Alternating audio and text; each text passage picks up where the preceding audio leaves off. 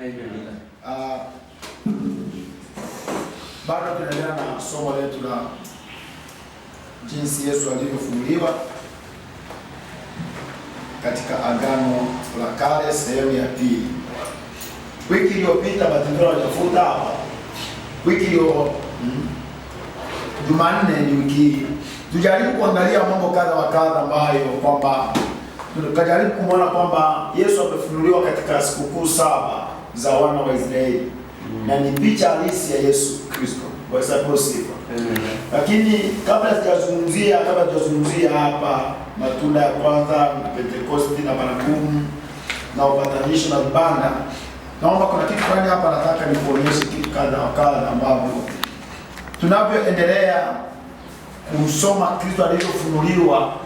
Agano la Kale linatupa uhalisia kabisa wa kuendelea kuelewa na kufahamu kile ambacho hatutaweza kuyumbishwa na namna yoyote. Kwa sababu kitu ambacho Adamu pale ambapo aliweza kupigwa chenga,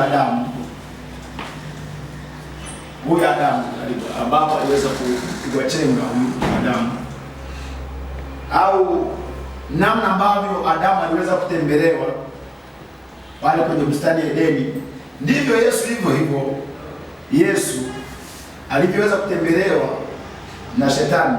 Hivyo ndivyo na wewe unavyotembelewa, wewe ambaye na tukasema labda ni Jackson.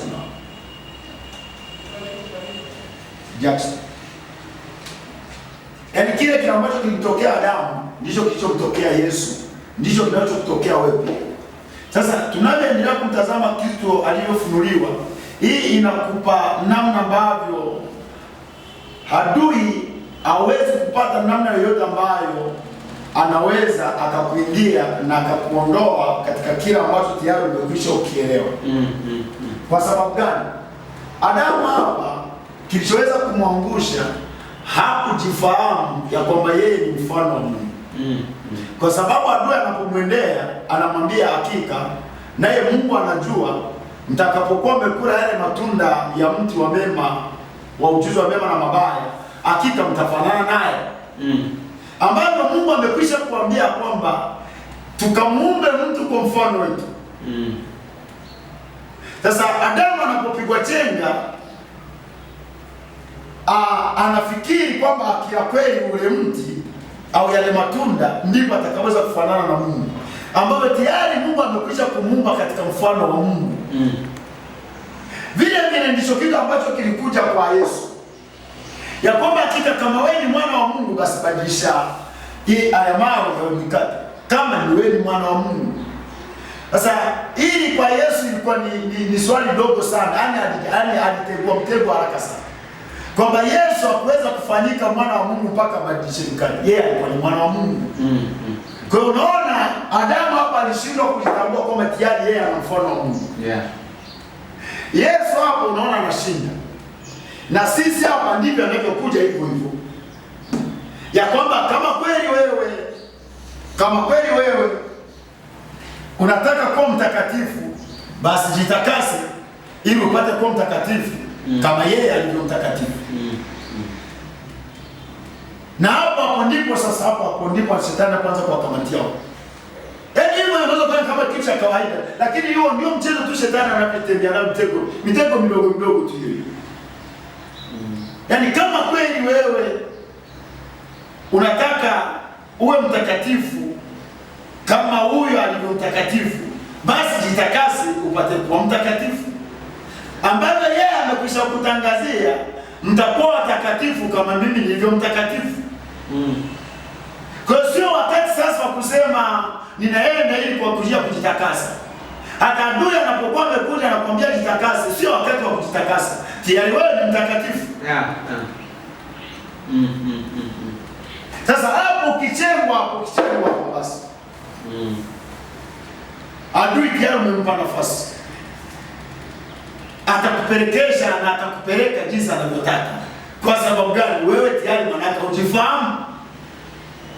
Kwa hiyo tunapoendelea kumtazama Kristo alivyofunuliwa, inatupa mazingira na uwezo wa kuweza kusimama ambavyo shetani hata akija kwa namna yoyote hawezi kutubandua. Kwa sababu gani? Tumekuja kujifahamu sisi ni watakatifu. Haya, nakuuliza nakwambia, basi wewe kama unataka wewe kama unataka uwe mwenye nguvu, basi funga siku 40 ili upate kuwa mwenye nguvu, ambapo tayari wewe umeshaambiwa kwamba kitendo cha kupaa huyu jamaa aliachia mamlaka. Nimewapeni mamlaka yote tumepewa ya kukanyaga nge na nyoka na nguvu zake zote za roho. So unaona mamlaka tayari tumekwisha kupewa. Sasa huyu adui anapokuja anatumia yaani staili fulani ambavyo tunahitaji ufahamu wa kuvinasa na kutegua, Bwana Yesu akose. Amen. Kwa hiyo mazingira namna hii ambayo Adamu hapa alichezewa, na hapa alipochezewa akafeli. Anapokuja kwa Yesu anafaulu. Sasa na sisi hapa lazima tufaulu, na tumekwisha kufaulu. Bwana Yesu akose. Sitegemei sasa hivi kwamba anaweza kaja na kuambia kwamba jitakase ili upate kuwa mtakatifu. Siamini. Kwanza wewe utakatifu. Kwanza sikia. Kuna kitu fulani nilikuwa najaribu hapa. Sikia watumishi wa Mungu. Sisi hatuishi maisha matakatifu ili tuwe watakatifu.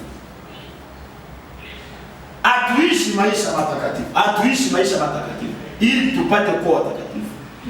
Sisi ni watakatifu, ndio maana tunaishi maisha matakatifu. Yes. Yeah. Sisi hatuishi hayo maisha, hatuishi maisha matakatifu ili tupate kuwa watakatifu. No, sisi ni watakatifu tayari. Kwa kama sisi ni watakatifu, ndio maisha hayo tunayaishi tayari. Manake huyu mtu ambaye anataka aishi maisha matakatifu, manake bado hajajua. Sasa sisi tayari tuko tayari ni watakatifu, kwa hiyo yale maisha tayari yako ndani mwetu tayari. Kwa sasa sisi wa utakatifu ni maisha. Bwana Yesu akose. Kwa hiyo ni vitu ambavyo ni vya muhimu sana, wana wa Mungu. Na hapa tukishashinda, basi tumeshinda jumla. Hapo kishachomoka umechomoka mimi. Kwa hiyo ni vitu ambavyo nitamani pia viingie tunapoendelea na hili somo letu la kufunuliwa kwa Yesu Kristo. Tuendelee kutambua hivi na tujenga katika mazingira fulani ambayo yanaenda kufungua fahamu zetu kila tunapoitwa leo. Lakini pia kuna kitu ambacho pia nitaka nikiongeza hapa tena.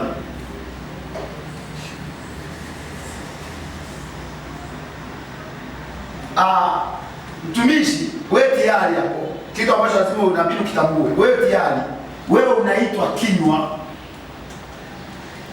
cha Mungu.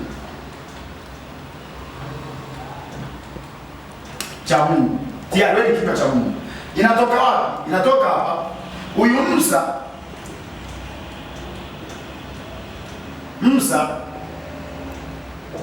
ambaye Mungu anaanza kumtaja Musa, anamtaja ya kwamba yeye ni Mungu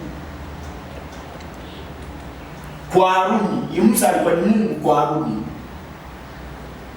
Huyu Haruni yeye alikuwa ni kinywa cha Musa. Baada ya Musa kujitetea, Mungu anamwambia, je, hakuna ndugu yako Haruni? Basi yeye atakuwa ni kinywa kwa ajili yako na wewe utakuwa ni Mungu kwake. Sasa Yesu anapokuja, sikia, kwanza hao wenyewe ni ndugu hao. Hawa ni ndugu. Musa na Haruni ni ndugu. Anapokuja Yesu anapokuja, labda huyu Jackson tumeshamwandika pale Jackson, ambaye tayari amekwisha kumwamini Yesu. Wote hawa ni ndugu. Sasa huyu Jackson tayari anakuwa ni kinywa cha Yesu, kinywa cha Yesu. Kwa hiyo tunazungumza vitu hivi, lazima uanze kujitambua tayari kwamba wewe tayari ni kinywa cha Yesu. Bwana Yesu asifiwe. Sisi ni wajumbe kana kwamba Mungu anasihi kwa vinywa vyetu. Tusome mstari fulani hapo, tuje tusome mbele kidogo. Anasema kitu fulani hapa. Anasema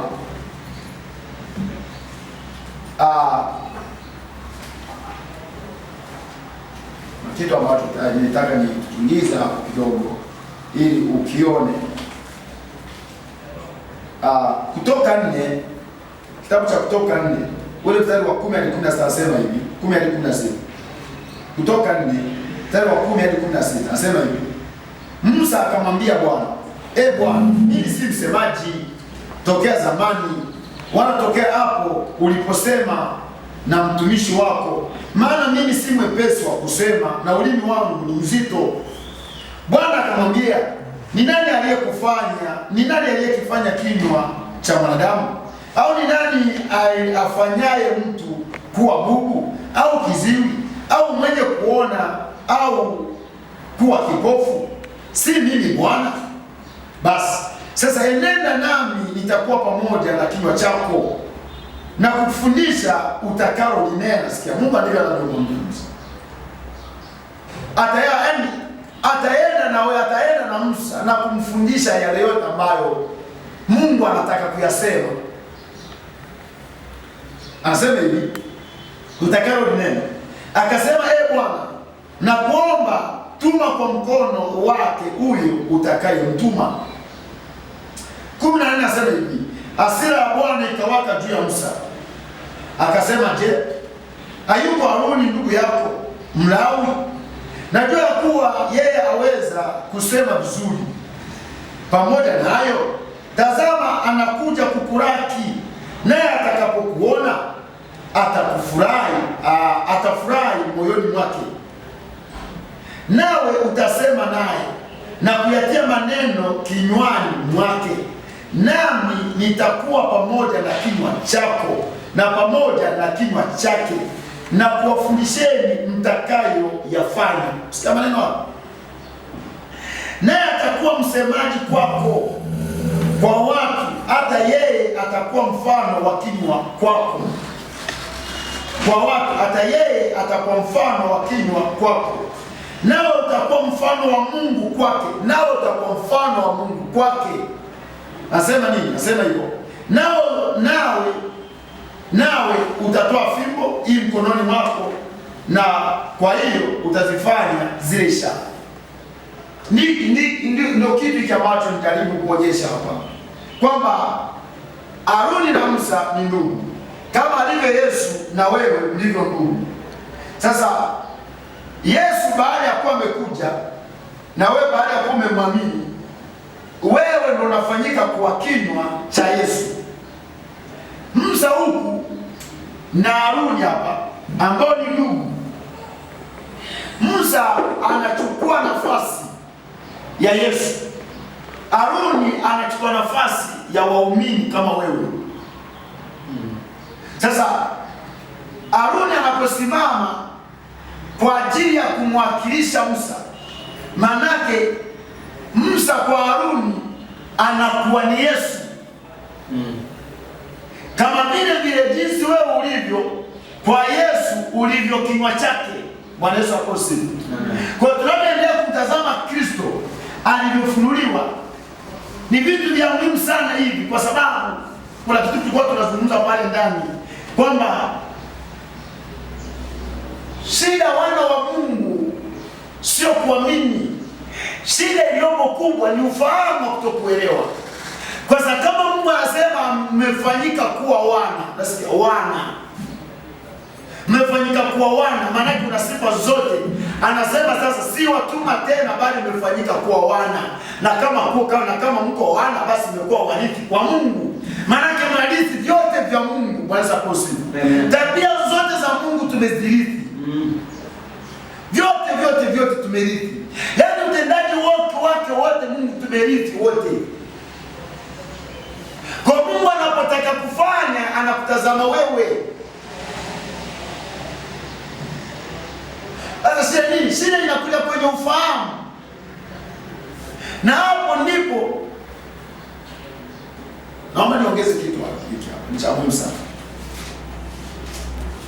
Waraka kuna kitu tulikuwa tunakizungumza hapa. Nasikia nimekumbuka hata tu nikisema. Anasema hivi, waraka wa 3 wa Yohana. Huyu sura ya kwanza ule mstari wa pili anasema hivi, mpenzi, naomba ufanikiwe katika mambo yote na kuwa na afya yako kama vile roho yako ifanikiwavyo. Sasa ukienda kwenye Biblia ya Kiingereza hawajasema, yani hapa wazungumzie roho kama roho. Hapa anazungumzia nafsi kwenye Biblia ya Kiingereza. Maana yake nini? Anazungumzia ule ufahamu wako ulionao ndio unaoachilia mafanikio yako ya utendaji wa Mungu maishani mwako. Ufahamu wako ulionao ndio unaruhusu utendaji wa Mungu maishani mwako. Ufahamu. Kwa maana yake unaona nini? Kwamba kufanikiwa kwa mtu wa Mungu kunategemeana sana na ufahamu wake alionao juu ya Mungu. Kwa ufahamu wako unapokuwa mdogo, basi elewa kwamba kuna vitu vingi unavyomisi. Kuna vitu vingi ambavyo utaweza kufikia kwa sababu ya ufahamu mdogo. Na ufahamu mdogo ni wapi? Ni kwenye nafsi. Hakuna sehemu nyingine, ni kwenye nafsi. Sasa anapoandikiwa Mzee Gayo, ukienda kusoma ile sura ile pale, inaonekana Mzee Gayo ni mtu ambaye alikuwa anajitoa sana. Mpaka Yohana anafurahia kwa sababu anasikia huyu mzee anajitoa. Anaamua kumwandikia barua. Amesikia habari zako jinsi zilivyo. Lakini bado ukiendelea, kuna watu kadha wa kadha ambao walikuwa wanajaribu, yani wanazuia utendaji wa Gayo. Yaani wanakama vyanza kumzuia asiendelee na utendaji huo. Lakini anamwambia, kaeni katika kutenda huo wema huo, kwa sababu yapendeza kwa Mungu. Anajaribu kumtia moyo. Maana Gayo na kama alikuwa na ufahamu mzuri sana juu ya kazi ya Mungu. Alikuwa na ufahamu mzuri sana juu ya Mungu. Kwa Yohana aliposikia habari za mzee huyu, unaona mpaka Yohana mwenyewe anashawishika kumwandikia barua na kuendelea kumtia moyo kwamba hiyo kazi unayoifanya ni kazi njema sana. Bwana Yesu asifiwe. Amen. Ukipata nafasi wewe soma hiyo sura, ni sura moja tu. Waraka wa 3 wa Yohana. Utasikia kuna vitu fulani hapa nazungumza. Kwa hiyo ni vitu vya muhimu ambavyo nitaka tuvichomeke hapo ili tunapoendelea uendelee kujitambua kwamba wewe sasa ni nani kwa kile ambacho Mungu amekwisha kukifanya maishani mwako. Unapotembea uanze kujielewa wewe ni nani. Unaposema wewe ni nani. Unapoongea wewe ni nani. Ni mambo ya muhimu sana. Tulizungumzia habari ya Sabato, tulizungumzia habari ya Pasaka. Tukazungumza zile vitu vyote kwamba vyote hivi tunavyoviona hivi vinalenga sehemu moja tu. Ni habari ya Sabato. Na hii Sabato ndio imegawanya sikukuu zote zile. Zote. Kwa sababu hata hii Pasaka unayesikia Pasaka kule ulikuwa ni ukumbukumbu. Ni kumbukumbu ya kila ambacho Mungu amekitenda kwa ajili ya wana wa Israeli. Sasa anajaribu kuambia hizo habari za hicho ambacho kimekwisha kufanyika Pasaka mwenyewe ambaye ni Sabato. Anajaribu kuwekea utaratibu huu. Lakini pia kule moja kwa moja kwenye haya matunda ya kwanza.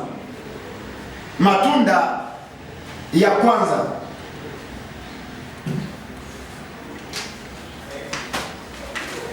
Matunda ya kwanza, hapa ni jaribu kuandika vitu kadha wa kadha. Sikukuu ya matunda ya kwanza. Hii ni picha ya ufufuo wa Yesu Kristo na uzima mpya ndani yetu. Ndio tukajaribu kusoma siku yetu, tujaribu kusoma ile Wakorintho wa kwanza 15:14 tujaribu kuisoma.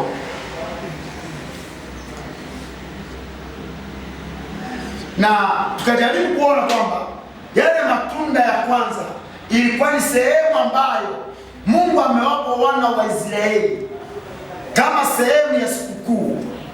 Na tusahau kwamba katika Waebrania ameshatuambia ya kwamba Torati inayosema ile kwamba Torati kwa kuwa ni kivuli cha mema yatakayokuwa. Tusahau hicho kitu. Kwa hiyo vile vyote alivyokuwa anavifanya, maelekezo ambayo Mungu alikuwa amewapa, kilikuwa ni kivuli kwa ajili ya kile kinachokuja. Kwa naona ni vitu ambavyo Mungu kwa ajili ya maelekezo ambayo Mungu aliwapatia wana wa Israeli. Hii ilikuwa ni picha ambayo tunazungumza habari ya mazao ya kwanza. Ilikuwa inahusu na habari ya sikukuu ambayo tumekwisha kusema ni kwamba ni matunda ya kwanza. Ulikuwa ni ufufuo wa Yesu Kristo na uzima mpya ndani yetu. Kwa sababu Biblia inazungumza kitu fulani hivi. Anasema katika Wakolosai, tuisoma hapo wote. Wakolosai 1. Wakolosai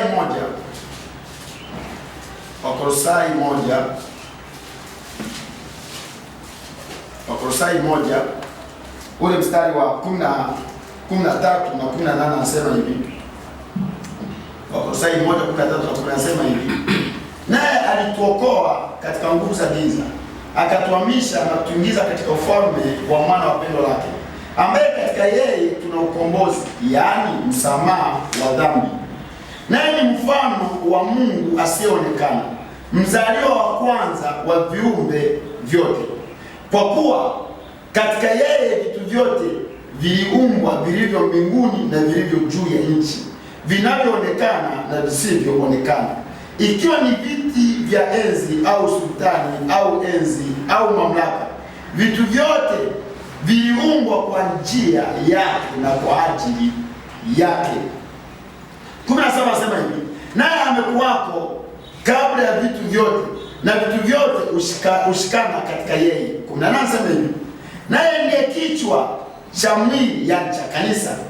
Naye ni mwanzo na ni mzaliwa wa kwanza katika wafu, ili kwamba awe mtangulizi katika yote.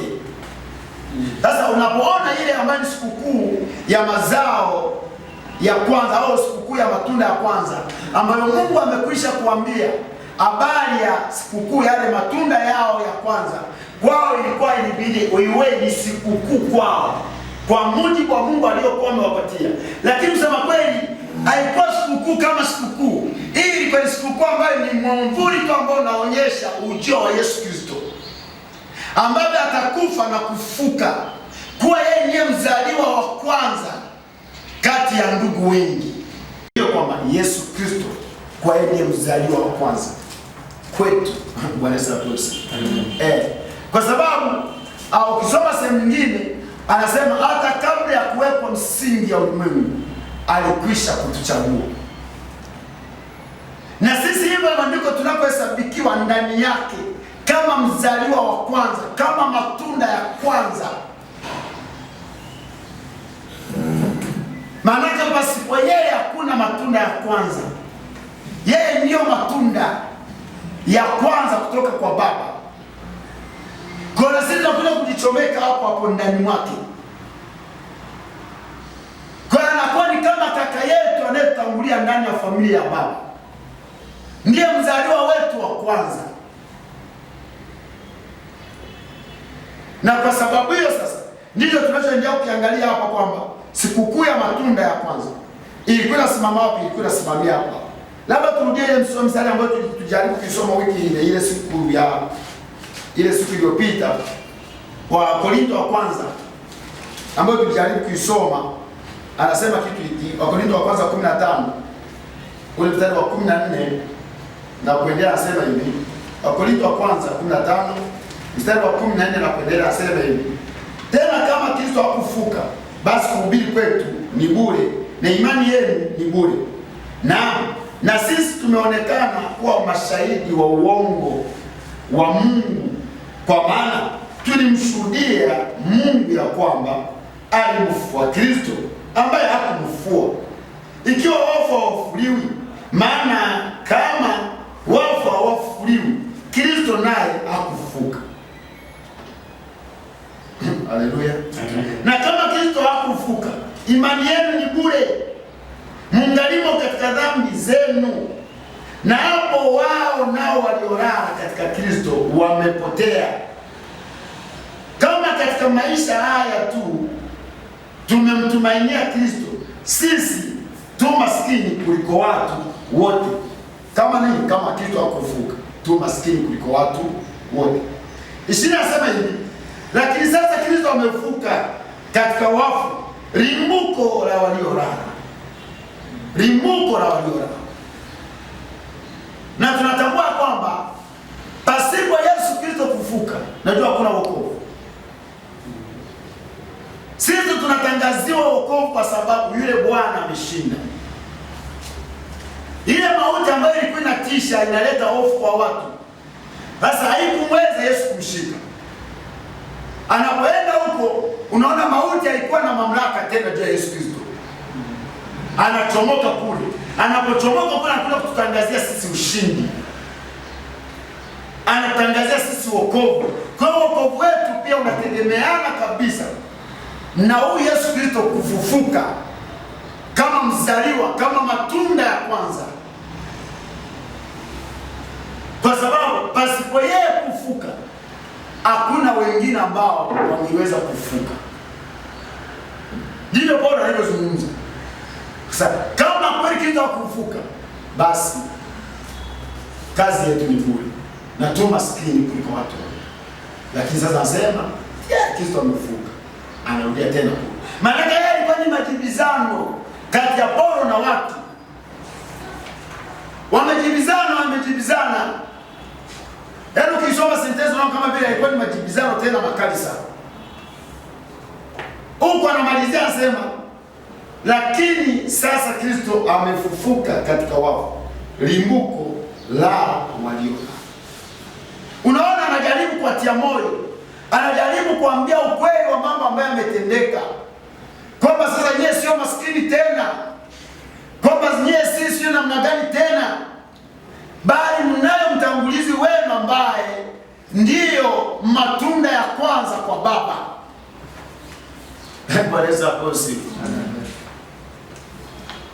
Kwa hiyo kwa kipengele hicho ndicho kinachotuonyesha habari Yesu alivyofunuliwa kwa Agano la Kale katika mazao ya kwanza au matunda ya kwanza. Hii inamfunua Kristo, ikimwelezea Kristo jinsi ambavyo alichukua hiyo nafasi ya uzaliwa wa kwanza sisi kwetu kati ya ndugu wetu. Amen. Amen. Unaweza ukaandika hata Warumi 5:10 kwa maana unaweza kusoma. Lakini hata kwenye sikukuu nyingine ambayo ni siku ya Pentekoste au sikukuu ya Majuma, siku ya Pentekoste au sikukuu ya Majuma. Kwa Agano la Kale wenyewe walichukulia kama sikukuu ya Majuma. Na hii siku ya Pentekoste, unaposoma mstari Mambo ya Walawi, ndio kitabu tunatembea nacho, Mambo ya Walawi ile kuanzia ule mstari wa 15, Mambo ya Walawi ile 20 na Mambo ya Walawi 23, 15, Mambo ya Walawi 23 ule mstari wa 15 na 16 anasema hivi. 15 na 16 Mambo ya Walawi anasema hivi. Mambo ya Walawi 23 mstari wa 15 na 16, alafu taruka tena 21. Anasema hivi: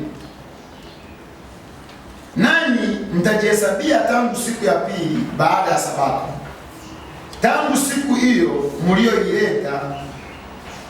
mliouleta mganda wa sadaka ya kutikiswa. Zitatimia Sabato 7, hata siku ya pili ya hiyo Sabato ya 7 mtahesabu siku 50. Mtahesabu siku 50, nani mtamsogezea Bwana sadaka ya unga mpya. 21 asema hivi. 21 asema hivi: nani mtapiga mbiu siku hiyo hiyo, kutakuwa na kusanyiko takatifu kwenu. Msifanye kazi yoyote ya utumishi, ni amri ya milele katika makao yenu yote katika vizazi vyenu. Naomba turuke tena twende pale 25 tuimarishe moja kwa moja. Wala mambo ya 25 mstari wa kwanza hadi wa 4 anasema hivi: kisha Bwana akanena na Musa katika mlima wa Sinai na kumwambia, nena na wana wa Israeli uambie, hapo mtakapoingia katika nchi niwapayo, ndipo hiyo nchi itashika sabato kwa ajili ya Bwana. Panda shamba lako miaka 6, na miaka 6 lipelee shamba lako la mzabibu na kuyachuma matunda yake. Lakini katika mwaka wa 7 itakuwa ni sabato ya kustarehe kabisa kwa ajili ya hiyo nchi, ni sabato kwa Bwana. Usipande shamba lako wala usipelee shamba lako la mzabibu.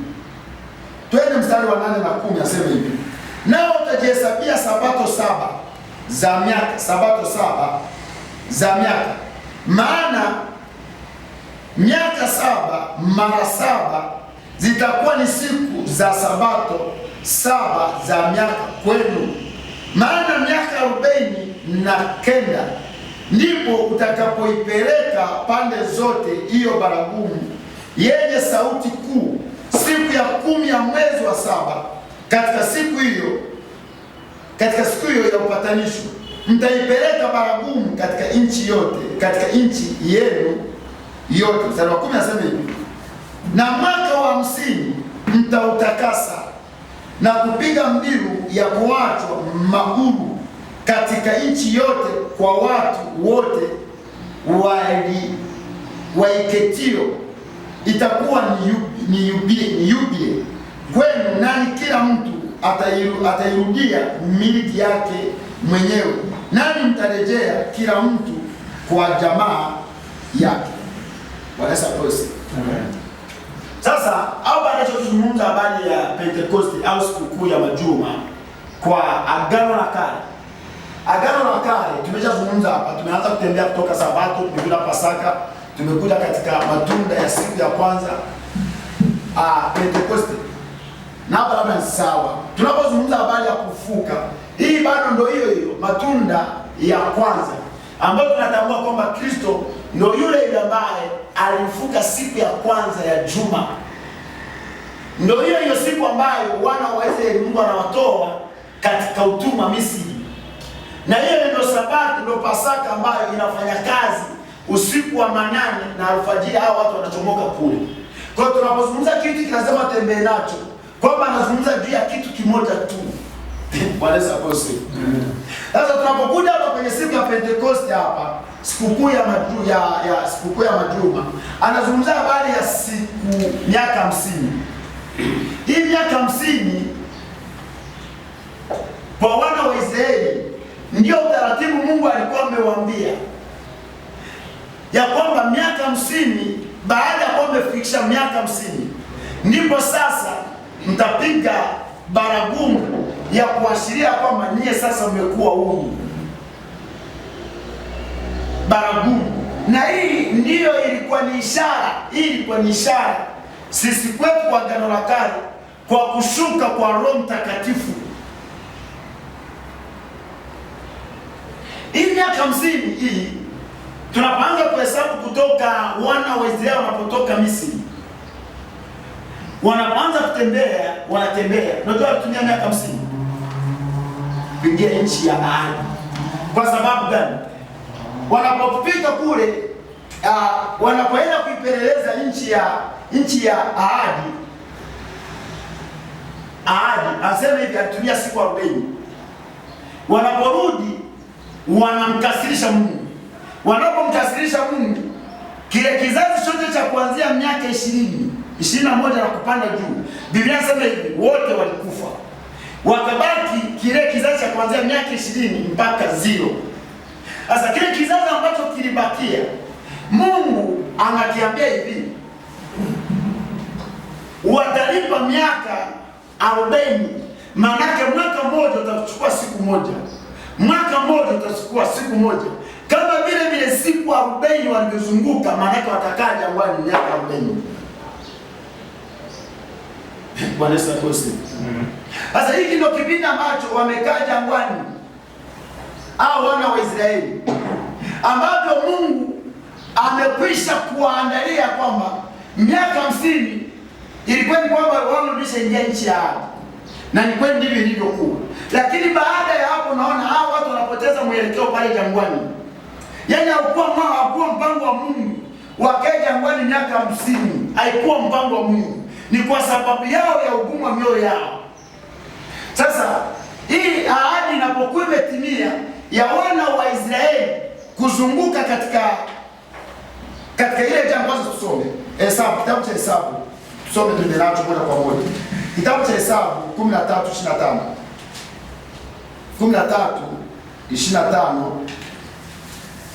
anasema hivi. 13:25 anasema hivi. Kitabu cha Hesabu 13:25 anasema hivi. Basi 13:25 anasema wakarejea baada ya kuipeleleza nchi mwisho wa siku 40. Wakaenda wakafika kwa Musa na kwa Haruni na kwa mkutano wote wa wana wa Israeli katika jangwa la Parani huko Kadesh. Wakawaletea habari wao na makutano wote, wakawaonyesha matunda ya nchi. Wakamwambia wakasema, tulifika nchi ile iliyotutuma, na hakika yake ni nchi yenye wingi wa maziwa na asali, na haya ndiyo matunda yake. Lakini watu wanaokaa katika nchi ile ni hodari, na miji yao ina maboma, nayo ni makubwa sana. Na pamoja na hayo tuliwaona wana wa Anaki huko. Amaleki anakaa katika nchi ya Negebu, na Mwiti na Myebusi na Mwamori na Mwamori wanakaa katika milima ya Mkanani.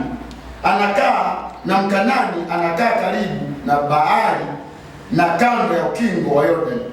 Kalebu akawatuliza watu mbele ya Musa, akasema, na tupande mara tukaitamalaki, maana twaweza kushinda bila shaka. Bali wale watu waliopanda pamoja naye wakasema, hatuwezi kupanda tupigane na watu hawa, kwa maana wana nguvu kuliko sisi. Wakawaletea wana wa Israeli habari mbaya ya ile nchi walioipeleleza. Wakasema, ile nchi tuliyoipita kati yake ili kuipeleleza ni nchi inayowala watu wanaoikaa, na watu wote tuliowaona ndani yake ni watu warefu, nao asema ni watu warefu mno. Kisha huko tuliwaona Wanefili na wana wa Anaki waliotoka kwa hao Wanefili, tukajiona nafsi zetu kuwa kama mapanzi, nao ndivyo walivyotuona sisi. Tuongeze hii 14:34 hapo, tuingia kwenye ufafanuzi hapo.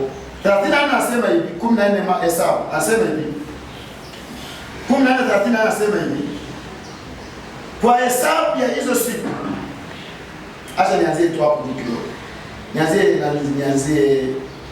30 anasema hivi, hakika yangu hamtaingia ninyi katika nchi ambayo niliinua mkono wangu ya kwamba nitawaketisha umo, isipokuwa Kalebu mwana wa Yefune na Yoshua mwana wa Nuni.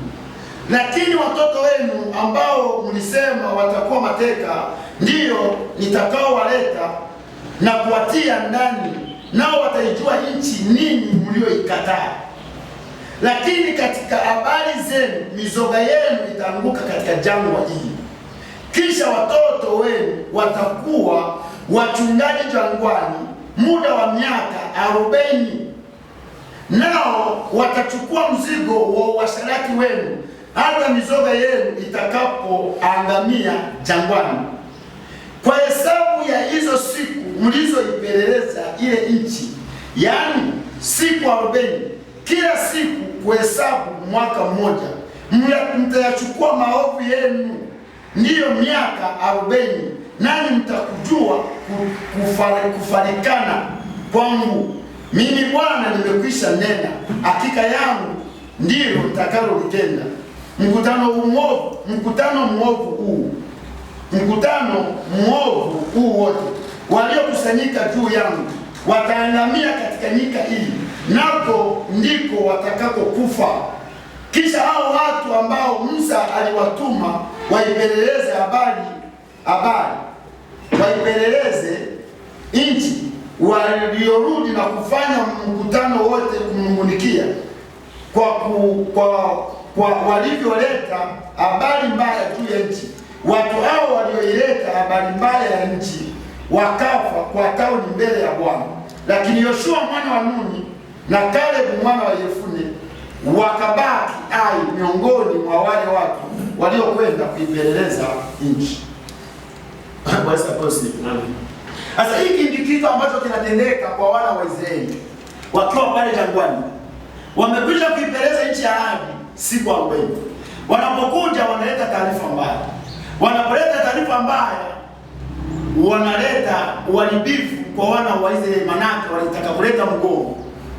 Sasa walipoleta mgomo, watu wachache tu sasa palikuwa na kizazi kile cha miaka 20 kushuka chini. Kile ni kizazi ambacho kilikuwa kila ufahamu.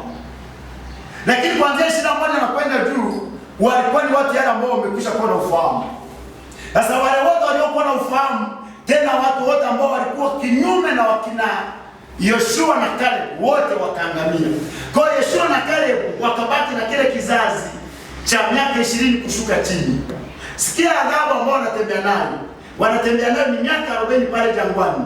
Wakilipa kila mwaka ilikuwa ni siku moja kama idadi ya siku walioweza kuipeleleza nchi ya ahadi. Bwana Yesu asifiwe. Sasa sikia sasa. Watu wamekaa jangwani miaka 40. Wanapofika miaka 40 ndipo sasa wanaanza safari tena ya kusafiri, ya kusonga mbele. Maanake wanatumia tena miaka 10 kuingia nchi ya ahadi. Na usisahau kwamba tunapozungumza Torati tunajua kwamba ni mfano wa mambo mema yanayokuja. Sasa tunapokuja sasa, hii inatufundisha nini sisi kwetu kwa Kristo? Biblia inatuambia hivi, baada ya Yesu yeye kufufuka, amekaa siku 40. Kama zile siku zile ambazo walipeleleza nchi ya ahadi. Na baada ya kuwa amefufuka amekaa siku 40. Ile siku ya 41, Yesu 41, tunaona Yesu anawapa kwa siku hiyo ya 40 anawapa maelekezo. Unaposoma katika ile Luka 24 anazungumza kitu hiki. Luka 24 anasema hivi. Luka 24 anasema hivi. Tuanze na ule mstari wa 46. Luka 24:46 anasema hivi. Akamwambia, ndivyo ilivyoandikwa kwamba Kristo atateswa na kufufuka siku ya tatu, na kwamba mataifa yote watahubiriwa kwa jina lake habari ya toba na ondoleo la dhambi, kuanza tangu Yerusalemu. Na ninyi mashahidi wa mambo haya. Na tazama, nawaletea juu yenu ahadi ya Baba yangu, lakini kaeni humu mjini hata muvikwe uwezo utokao juu. Sasa Yesu anapoondoka katika dunia hii anakaa siku 10, na ile siku ya 10 ndipo Roho Mtakatifu anashuka. Kama unasikia ile siku kuu ya Pentekoste, siku ngapi? Ile siku ya 50 ya kushuka kwa Roho Mtakatifu, ndipo inapotembelea hapo. Wagano wa kale wenyewe wanazungumzia miaka 50. Lakini sisi huku ni siku 50. Kuna siku 40 ambayo Yesu amefuka. Baada ya kufuka anawapa maelekezo wana wa Israeli, wanafunzi wake, ya kwamba baada ya kwenda kuondoka lazima inawapasa kuisubiria ahadi ili muvishwe uwezo utokao juu, ambayo ilikuwa ni siku 10. Siku 10 kule kwa Agano la Kale ilikuwa ni miaka 10 kuingia nchi ya ahadi. Sasa sikia, Roho Mtakatifu anaposhuka sasa. Roho Mtakatifu anaposhuka ni vile kama vile anawaingiza wanafunzi wa Yesu kwenye nchi ya ahadi. Maanake ndipo wanapoanza kuingia kwenye pumziko. Maanake kabla Roho Mtakatifu hajashuka, hawajaingia kwenye pumziko. Hawajajua kinachotendeka. Lakini Roho Mtakatifu anaposhuka, Roho Mtakatifu hapa anaposhuka hapa, ndipo wanapopata wakina Petro hapo, wanasimama siku hiyo. Wanaanza kuhubiri Injili. Ishara ndipo inapoanzia hapo. Hapo ndipo kazi ya Yesu ndipo inapoanzia. Ndipo sasa unaona hao watu wanakuwa, ndipo wanatangaziwa uhuru wao, kama alivyokuwa zungumza kwamba mwaka wa 50 mtapiga tarumbeta kwa ajili ya kuashiria uhuru, kwamba watu wawe huru. Uhuru wao watu unaanzia wapi? Unaanzia ile siku ya Pentecost. Vile kama watu ambao wana wa Israeli ambayo ilikuwa ni sikukuu ya Pentecost, sikukuu ya majuma. Bwana Yesu asifiwe. Kwa hiyo ndio picha ambayo tunaiona. Na hapa sasa ndipo sasa ili kunawashiria nini? Inawashiria wana wa Israeli kwa kila ambacho kitakachokuja. Ya kwamba sasa baada ya kwamba watangazwa kwamba nyie mko huru, hamna sababu tena ya kujishughulisha na shughuli zao. Kama vile baada ya Roho Mtakatifu kuwa ameshuka, hapakuwepo na jitihada zozote za wanafunzi wa Yesu cha kufanya ili wapate kumpendeza Bwana wao. Kwa sababu gani? Tayari amekwisha kuwaingiza pumziko. Tayari amekwisha kuwaingiza kwenye kazi ile ambayo iliwapasa kuingia. Wanaingiaje kwenye ile kazi? Ni baada ya Roho Mtakatifu kuwa ameshuka, ile siku ya Pentecost. Bwana Yesu asifiwe. Kwa uhuru wetu unapatikanaje? Uhuru wetu unapatikana tu pale ambapo tunapokuwa sasa ile ahadi ya Baba tunapoanza inapokuwa imekuja maishani mwetu, tunapokuwa tumefahamu, tunapokuwa tumeelewa kile ambacho tumeitiwa, huo ndio uhuru wetu. Waweza kusifa. Na nizungumze kitu hiki, habari ya Roho Mtakatifu. Najua watu wengi pia wamekuwa kichanganya hapo, na mara nyingi vimekuwa vikitendeka vitu vya namna hii. Tunapozungumza habari ya Roho Mtakatifu, ubatizo wa Roho Mtakatifu, kadiri unavyoendelea kufundishwa, unavyoendelea kuondoa giza katika maishani mwako, unaingiza nuru. Tayari huo ni ubatizo wa Roho Mtakatifu katika maisha yako. Narudia tena, ubatizo wa Roho Mtakatifu, kadiri unavyoendelea kufundishwa. Maana ndani ya kufundishwa ndipo unapoanza kujifahamu ya kwamba sasa kumbe niko huru kwenye jambo fulani, kwenye kitu fulani, kwenye kona fulani. Kwa kadiri unavyoendelea kufundishwa, ndipo unapoendelea kuwekwa huru katika yale ambayo inabidi kuwa huru. Kwa sababu gani? Sikia. Baada ya Petro, tunarudi kwa Petro. Baada ya Petro huyo ambaye Roho Mtakatifu tayari yuko ndani mwake, anapozungumza yale maneno, anawahubiria wale watu, wanashangaa, watu wameelewa ni nini na nini kinachotendeka.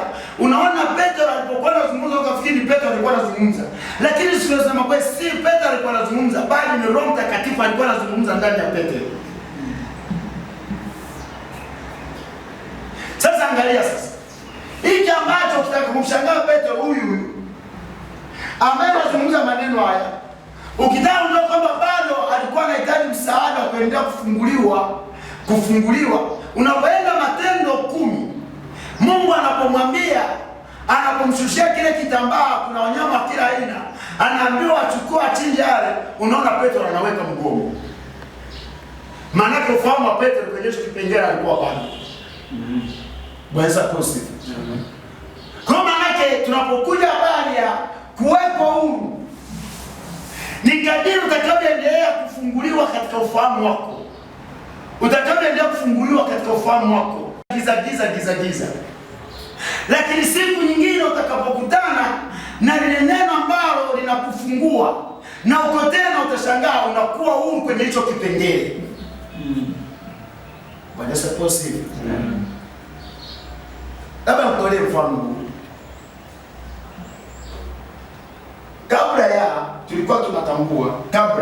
Tulikuwa tunafahamu ya kwamba hata sisi tusipokuwa makini vizuri, tukifa,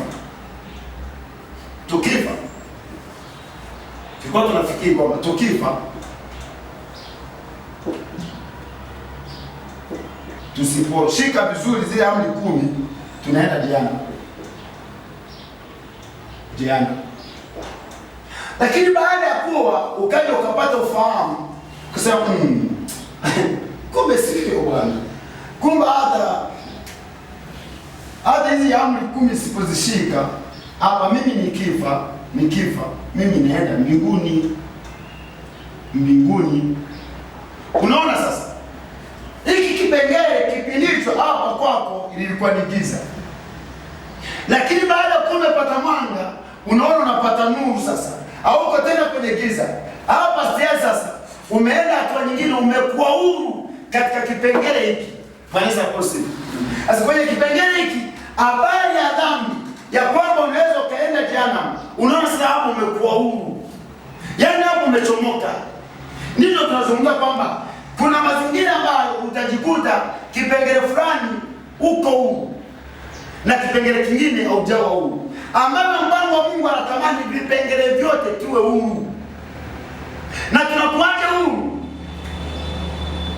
tunarudi hapa siku ambayo ni sikukuu hii ya Pentecost. Kwa sababu gani? Roho Mtakatifu baada ya kuwa amekuja, unamruhusu kiasi gani ndani mwako ili aendelee kufundisha. Kadri unavyoendelea kumruhusu ili akufundishe, ndivyo anavyoendelea yeye kukuweka huru. Weza kusifa. Usipomruhusu yeye ili akufundishe, akikabado utajikuta huko kwenye giza. Bwana asifiwe. Kwa hiyo ndio kipengele ambacho ni cha muhimu sana. Kwa hiyo tunapokuja kwenye sikukuu hii, sikukuu ya majuma hii, kwa wana wa Israeli ambayo kwao ilikuwa ni miaka 50. Kwa sababu nakwambia kwamba tutachukua sabato 7 mara 7 mara miaka 7 ambayo sasa na 49. Alafu ile siku ya 50, yule mwaka ile ya 50 ndipo sasa ambapo mtaangukia, itakuwa ni uhuru kwenu, mtapiga baragumu mkiashiria nini? Mkiashiria kuwa mmewekwa huru. Na hii kwa nini? Hii ilikuwa inawaingiza nchi ya ahadi, kwamba sasa wameingia kwenye pumziko lao, ya kwamba sasa wameingia ambapo sasa hakuna tena jitihada binafsi, basi wameingia ambapo Mungu alikuwa wakusudia kuingia kwenye pumziko. Kama vile sisi baada ya kuwa tumepokea Roho Mtakatifu, anakuwa ametuingiza kwenye pumziko.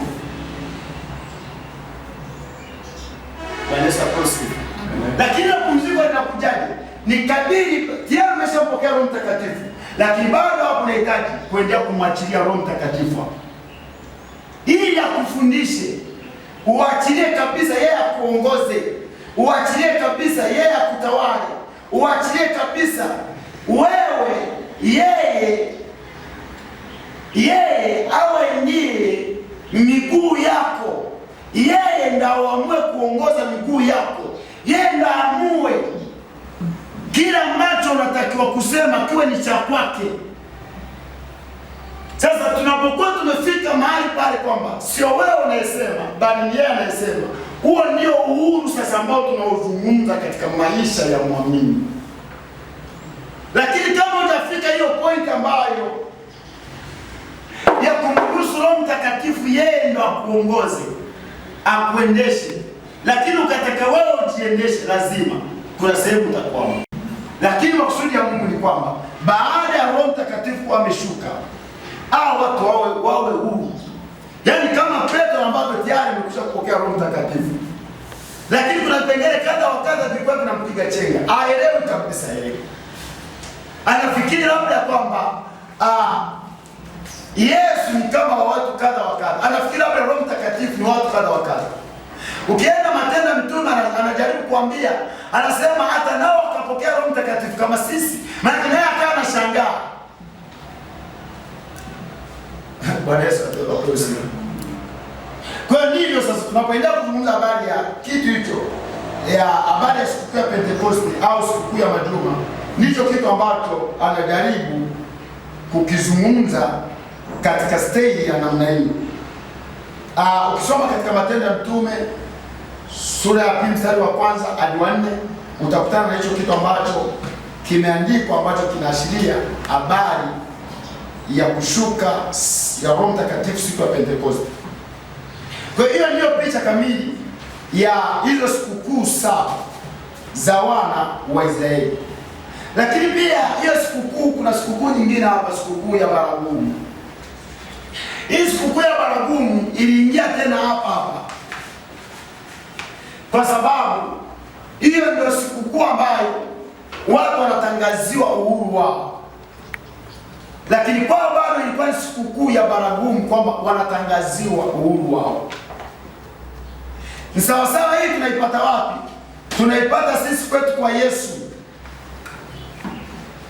Acha msomee kidogo hapa kwanza, hebu subiri. Mambo ya Walawi hapa anasema, Mambo ya Walawi tafsiri ambayo tunatembea nacho, Mambo ya Walawi 23 anasema hivi. 23 anasema hivi: kisha Bwana akanena na Musa na kumwambia, nena na wana wa Israeli waambie, mwezi wa 7 siku ya kwanza ya mwezi kutakuwa na kustarehe kabisa kwenu. Ni ukumbusho wa kuzipiga baragumu, ni kusanyiko takatifu. Msifanye kazi yoyote ya utumishi, nanyi mtasogeza sadaka kwa Bwana kwa njia ya moto. Sasa hapa anaelezea kitu fulani, anasema hivi: kupuliza baragumu ni picha maalum ya kutangazwa kwa Injili. Baragumu zilitumika katika Agano la Kale kote kwa ajili ya kutangaza ushindi na ukombozi, hasa kila baada ya miaka 50. Yaani kila baada ya miaka 50 ile baragumu ilikuwa inawashiria ukombozi na ushindi. Hivyo kama sisi ambavyo Pentekoste baada ya kuimeshuka siku ya 50, ambayo ndio kama sisi bado unakuta kila mwaka watu wanasherehekea hivyo siku ya Pentekoste, siku ya Pentekoste, ambayo inakuwa katika hali ya kuadhimisha kwao wakati wa kuzinduliwa na sherehe za mwaka wa Yubile. Yubile ambayo kwamba ndio mwaka ambao Mungu amemwambia kwamba mtapiga ile tarumbeta ya kuachia kwamba watu wamekuwa mahuru, yaani wamekuwa huru. Ilikuwa inawashiria kitu cha namna hiyo. Sasa Yesu alitaja huduma ya Yubile hii kama huduma ya Injili katika mahubiri ya kwanza katika sinagogi huko Nazareti. Ni pale tu alipochukua kile chuo cha nabii Isaya, ile sura ya 4 katika amenoti katika Injili yake, ile sura ya 4 mstari wa 18-19. Luka 4:18-19. Yesu anajaribu kuielezea kwa staili ya namna hiyo ya kwamba ile baragumu 18-19 mstari ambao tumekuwa tukisoma, sema Roho wa Bwana yu juu yangu, kwa maana amenitia mafuta kuwahubiri maskini habari njema, amenituma kuwatangazia mafungwa kufunguliwa kwao, na vipofu kupata kuona tena, kuwaacha huru waliosetwa, na kutangaza mwaka wa Bwana uliokubaliwa. Bwana Yesu asifiwe. Sasa unaona Yesu anapochukua kile chuo anajaribu kuwasomea au kusoma, ni sehemu ya kwake alikuwa anatangaza habari ya kwamba watu ambao wanaenda kuwekwa huru kupitia Yesu Kristo. Vile kama huko ambavyo mule mwaka wa 50 ambao walikuwa wanapiga tarumbeta na baragumu zao ambazo za kuashiria ushindi. Na hii Yesu alikuwa anaashiria ushindi juu ya wale wote, juu ya ukombozi wao. Bwana asifiwe. Kwamba baada ya muda fulani tu, kwamba hapa kuna ukombozi unaenda kutendeka. Baada ya muda fulani tu, watu wanaenda kutangaziwa kuwa huru, kutolewa chini ya mateka. Hiyo yote ilikuwa inawashiria nini? Ilikuwa inaashiria sikukuu ya baragumu kwa historia yao ya wana wa Israeli. Bwana asifiwe. Na hiyo tumeshaisoma ile Luka 26, 24, 25 tumeshaisoma huko. Maana sababu ya kurudia. Bado nazungumzia hiyo kwamba nini ndio mashahidi wangu. Yesu anapoondoka sema, ninyi ndio mashahidi wangu ambao mtakaoenda kuhusika kupiga tarumbeta au baragumu kwa ajili ya kuwatangazia habari ya ukombozi.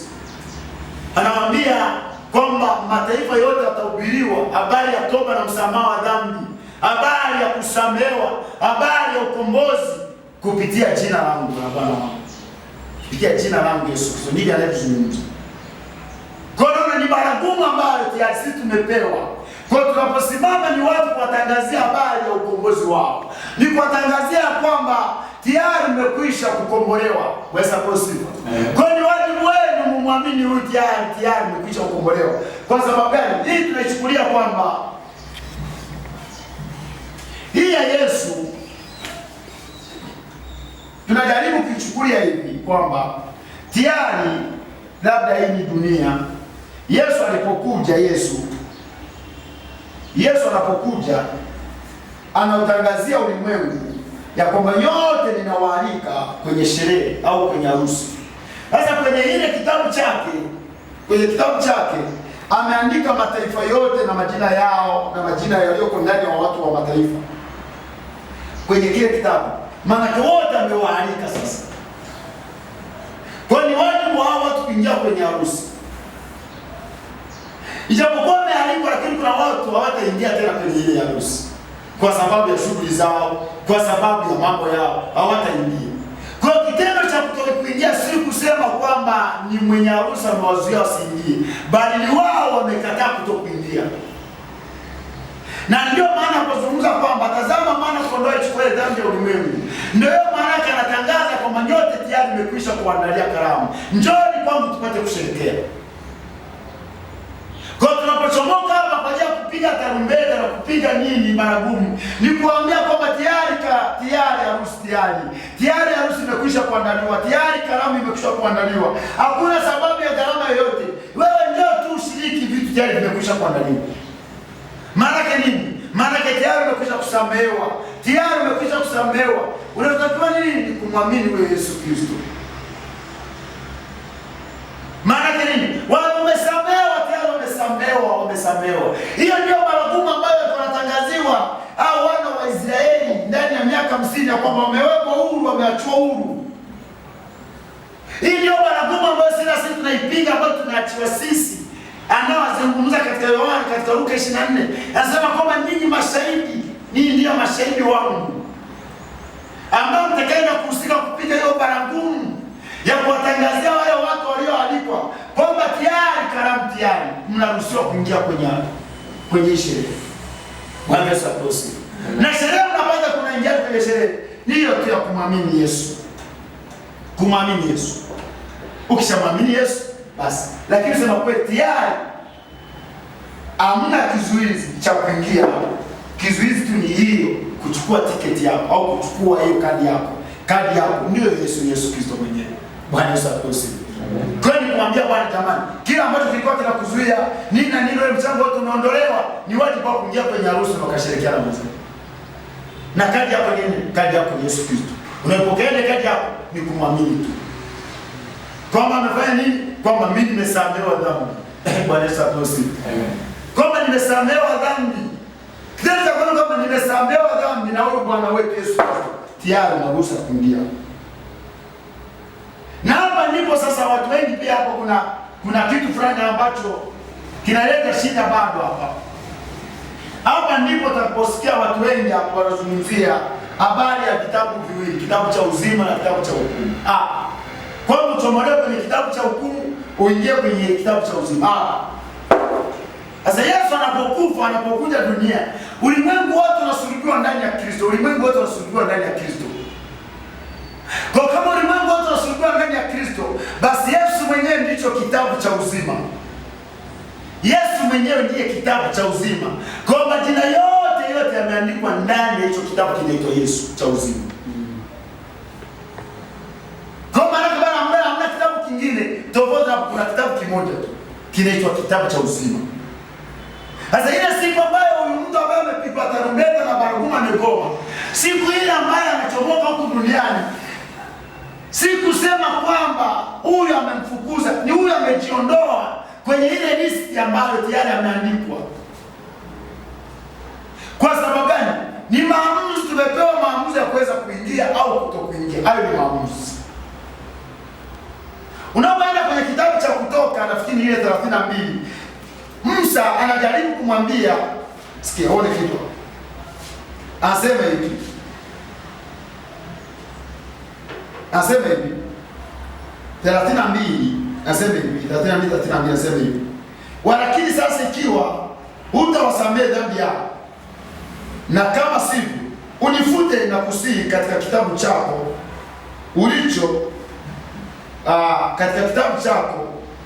ulichokiandika. Bwana akamwambia Musa, mtu yeyote aliyenitenda dhambi ndiye atakayefutwa katika kitabu changu. Maana watu wameandikwa. Atakayemtenda dhambi ni nani? Watu wote ambao watamwamini Yesu Kristo, au ndio watakaomtenda dhambi. Yaani mpaka ile siku unaondoka duniani, umemkataa Yesu Kristo, umemtenda Mungu dhambi, unafutwa pale. Kwa wote wameandikwa pale wote huko. Mungu ndiye anayemwambia Musa. Bwana Yesu asifiwe. Kwa hiyo ni vitu vya muhimu sana ambavyo tunapoendelea katika hali ya kwamba Yesu Kristo amefunuliwa katika Agano la Kale. Hivi ni vitu vya muhimu sana, lazima tutembe navyo na tuvielewe, kwa sababu na mwingine wamekuwa wakichanganya. Yaani kama vile Mungu ana mchezo fulani hivi wa kufuta andika, futa andika, futa andika, futa andika. Yaani si ni Mungu ana namna gani huyo? Yaani leo amekuandika, kesho anakufuta. Leo amekufuta, kesho anakuandika. Yaani si ni Mungu ana namna gani huyo? Anaogopa sasa. Anaogopa sasa. Wanaweza kusi. Kwa hiyo ni mazingira namna hiyo. Kwa hiyo tunapozungumza vitu hivi vinatuandaa sisi kama sisi ambayo wewe tayari unajitambua kwamba wewe ni shahidi wa Kristo. Kwamba unapoenda kule usije kaanza kufanya vitu vya ajabu. Najua sikia nikuonyeshe kitu fulani. Miongoni mwa vitu ambavyo watu wengi wanachangana na Roho Mtakatifu ni pale ambapo unazungumza hiki na Roho Mtakatifu anazungumza kitu kingine. Kwa mfano, unasema hivi, Mungu hakika anawachukia, mtachoma moto. Sasa Roho Mtakatifu hawezi kudhibitisha hilo neno kwenye masikio ya watu hata siku moja. Roho Mtakatifu atasema hamna. Ukizungumza kitu cha Roho Mtakatifu anapeleka taarifa zingine. Anasema hamna. Huyo mhubiri ni mwongo. Mungu hatakuchoma, Mungu anakupenda. Mungu ana upendo wa pekee juu ya maisha yako. Sasa unaona mhubiri anachokizungumza hapa.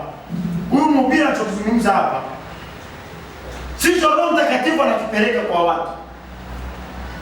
Manake sasa, kwa sababu hiyo ndio mwanzo wa kuweka ukuta kati ya mhubiri na hao wasikilizaji. Kwa sababu mhubiri anazungumza yeye anachoma moto, Roho Mtakatifu asema mnaacha kuchoma moto. Kwa sababu gani? Nimekuona wewe umeelewa jana.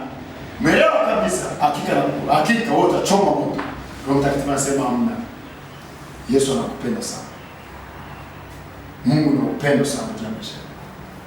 Baba anakupenda tu, hata na ulevi wako Baba anakupenda tu. Bwana Yesu asifiwe. Kwa sababu gani?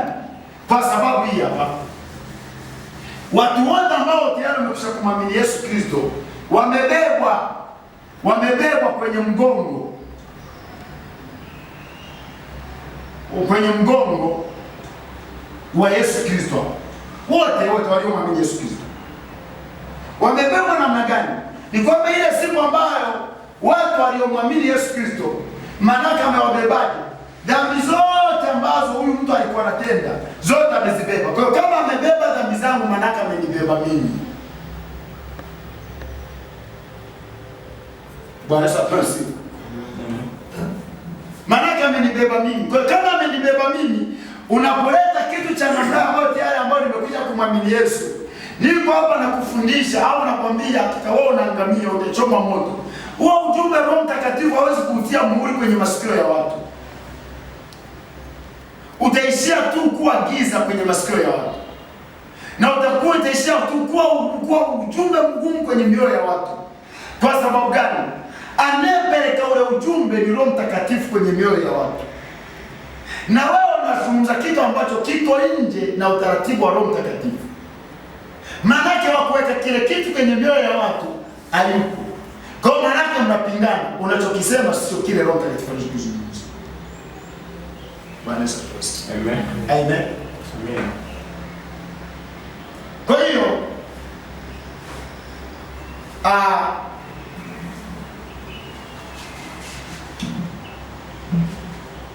lakini pia tumebakiza vitu vichache sana.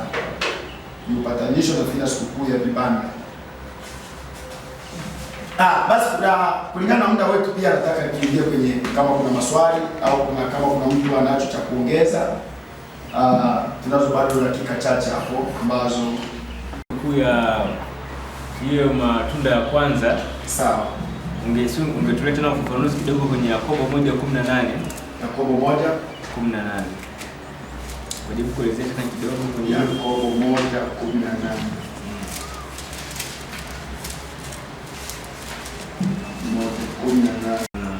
Kwa kupenda kwake mwenyewe alituzaa sisi kwa neno la kweli, tuwe kama limbuko la viumbe vyake. Siwezi kupata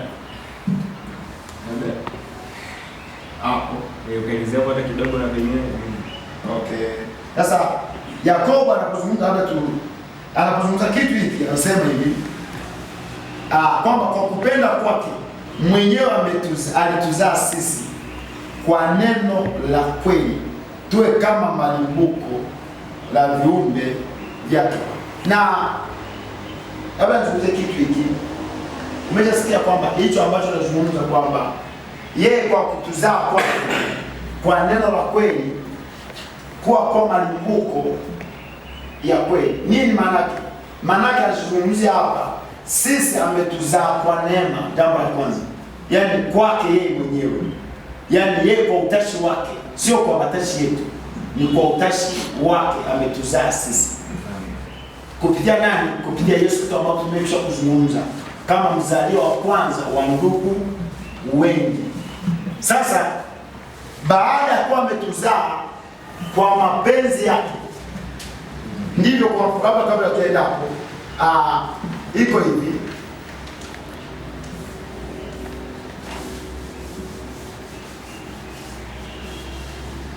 Sisi hatutegemei utakatifu wetu, tunategemea utakatifu wa kwake. Maanake yeye ameshajitangaza kwamba yeye ni mzabibu. Yeye ni mzabibu. Lakini pia sisi anasema ni matawi. Matawi. Huyu ambaye ni mzabibu, ambaye ni Yesu. Ambaye huyu Yesu ndilo shina la mzabibu. Shina la mzabibu. Sasa sisi ambao ni matawi hatujitegemei sisi, tunategemea shina la mzabibu. Hata maandiko anapokuja kwenye hili neno Yakobo anapojaribu kuzungumza kitu hiki anasema kwa kupenda kwake mwenyewe alituzaa sisi kwa neno la kweli. Neno la kweli nani? Neno la kweli ni Kristo mwenyewe. Kwa kupenda kwake yeye mwenyewe ametuzaa sisi kwa neno la kweli, tuwe kama limbuko la viumbe vyake. Maanake tuwe uzao wake, viumbe vyake, maanake uzao wake kupitia Yesu Kristo. Kwa ametuchagua tu ndani ya Kristo tuwe uzao wake. Labda niongeze tu hapo kidogo. Anapoongea Yesu, anapozungumza kama Mungu, Yakobo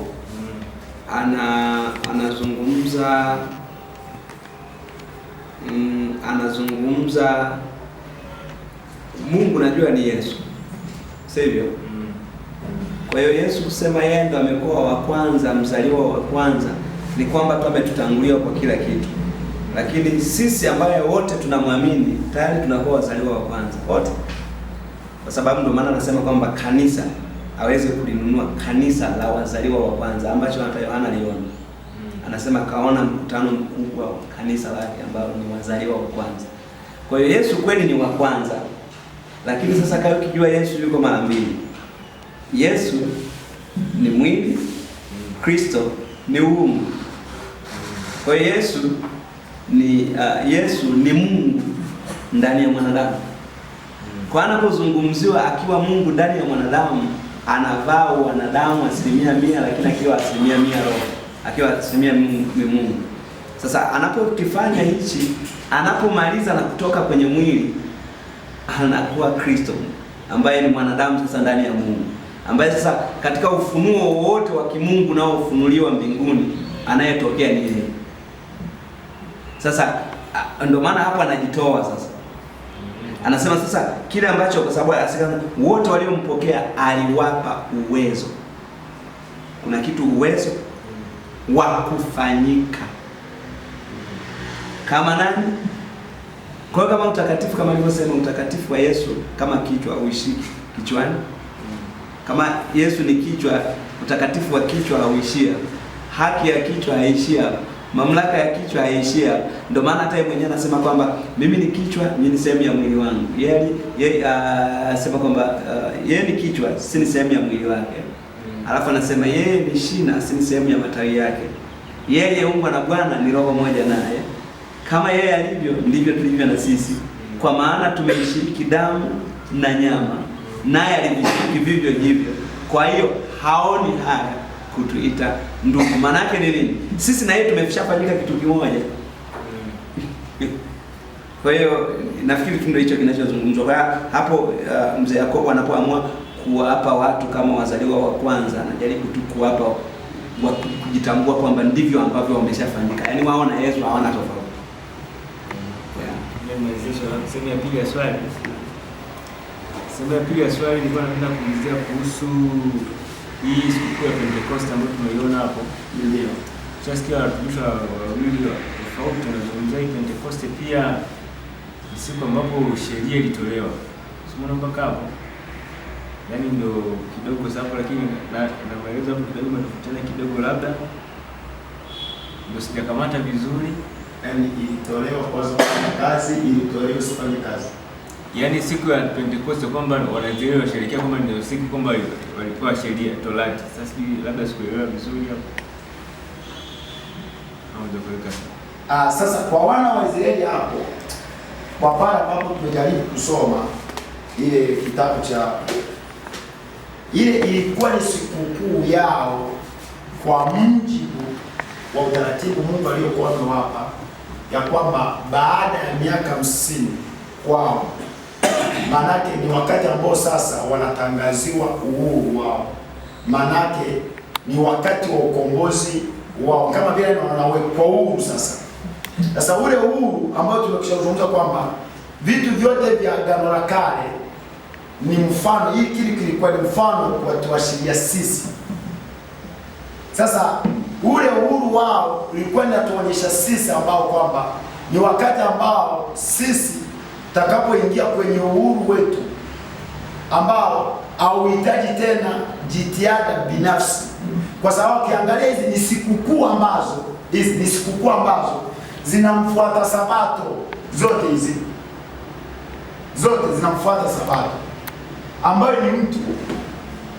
Kwa hiyo ukiangalia kwa sikukuu za Sabato, sikukuu, lakini hapo anaanza kuzitofautisha kwa tena namna hii. Kwa maana yake hata unapoona kwamba patakuwepo na kusanyiko takatifu, sisi takatifu, sasa ile ilikuwa inawashiria. Labda mwalimu kidogo, ndio kama hujaendelea kule, kama nimempata vizuri huko unapoelekea tu huko sawa. Lakini naona kama sijui kama utakuwa umempata swali lake au mimi ndio nitakuwa nimempata tofauti. Yeye anasema kwamba Pentecost, je, ni hiyo ambayo siku sheria ilishuka? Si ndio? Yaani kwamba anasema amesikia kuna watu fulani ambao wamejaribu kuoanisha siku kwamba kama hivi ambapo tunasema ilikuwa ndio siku ya pumziko whatever kwa sisi tunapozungumzia, lakini kwa mujibu wake anasema kuna mtu alishawahi kumsikia ni kama ndio hiyo siku ya Pentecost ndio sheria ilishuka. Sivyo? Si ndio hivyo? Sasa ukweli ni kwamba si kweli, kwa sababu kabla ya sheria kushuka hakuna mtu yote alikuwa anajua chochote. Na siku ile ambapo siku inashuka hiyo sheria ndio watu waliuana vibaya, watu 3 walikufa. Sababu ndio alikuta wako kwenye sherehe ya ndama. Kwa hiyo si kweli, kwa sababu haikuwa imesomwa masikioni mwao. Sasa wangeijuaje? Kwa sababu ile siku kama ndio sheria inashuka, si ndio sasa inashuka sheria ili waje watu waambiwe. Kabla ya hapo walikuwa hawana sheria, ndio wametoka Misri. Sika unaipata. Yaani kwamba hao ndio walikuwa wanatoka Misri. That time ndio mara ya kwanza Musa ameenda juu ya mlima. Sasa anashuka kule na mbao.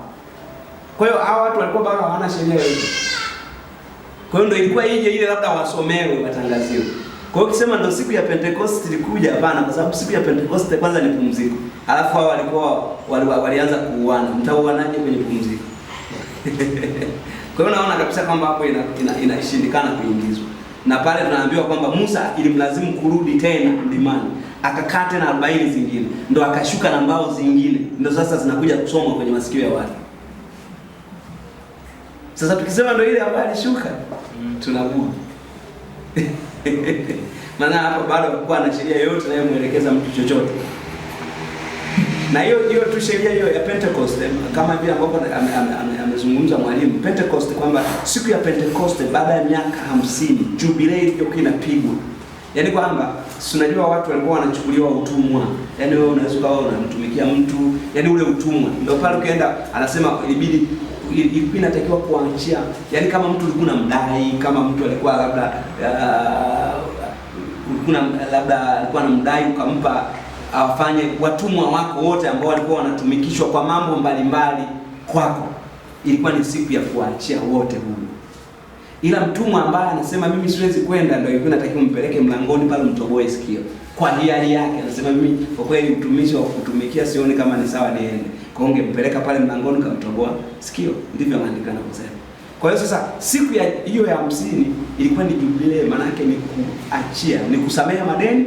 Kama unamdai mtu samehe, kama unadaiwa unasamehewa, yani ndio ilikuwa ya kuachia huru kila kitu. Wafungwa walikuwa wanaachiliwa magerezani na kila kitu, yani pale mnaanza upya.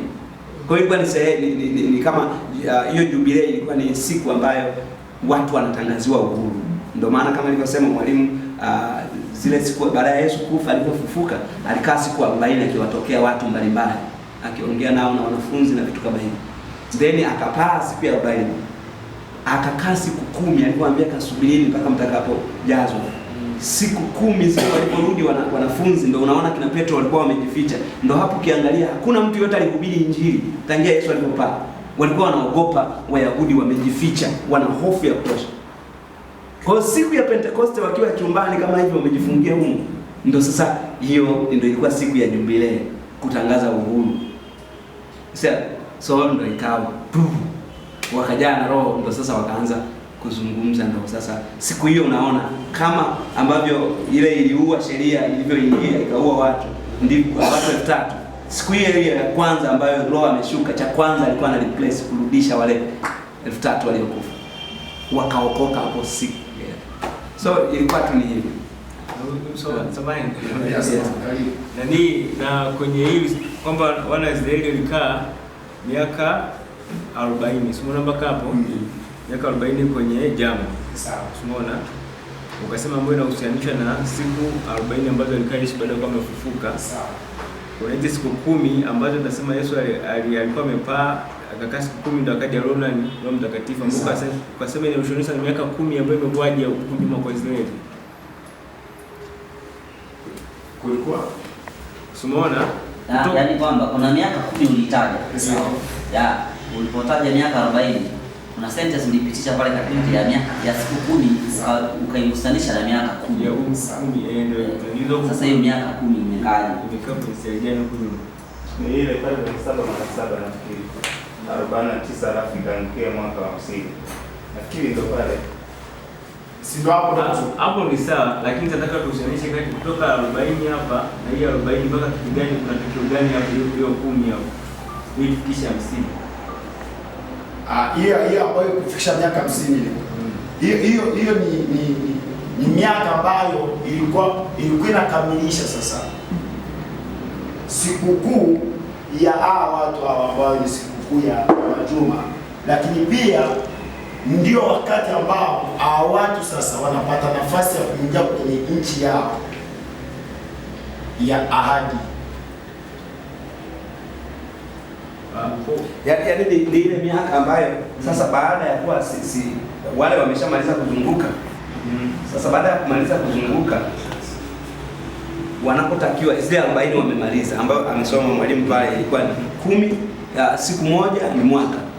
Sasa baada ya kuwa zimeisha zile 40, hizi 10 ndizo wana wa Israeli walitumia kuingia katika nchi na mpaka urithi wa kina Kalebu kwenda kuchukua Hebron na nini, yani at least kuteka ile area ambayo mpaka alipofikia hata Joshua. Yani ule ukombozi sasa wa kuianza kuimiliki nchi ili wachukua miaka 10 sasa wawe katika nchi ya ahadi, na Yeriko zimeanguka na kila kitu, na sasa wameanza kuimiliki nchi. Ilichukua miaka 10 ambayo sasa ilikuwa na maana ya hizo siku ya kukamilisha hivyo.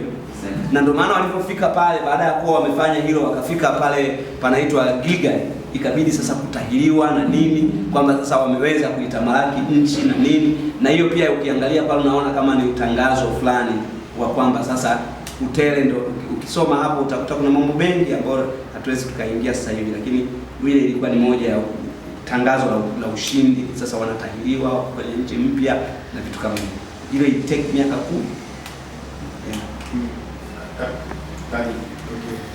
Mimi niulize swali hapo sababu kwenye Macedonia madhehebu ya Pentecoste wenyewe na wao wanasema kwamba niwe kusikia, wanasema kwamba siku ya Pentecoste ilikuwa ni sikukuu ya mavuno, na hili inakuaje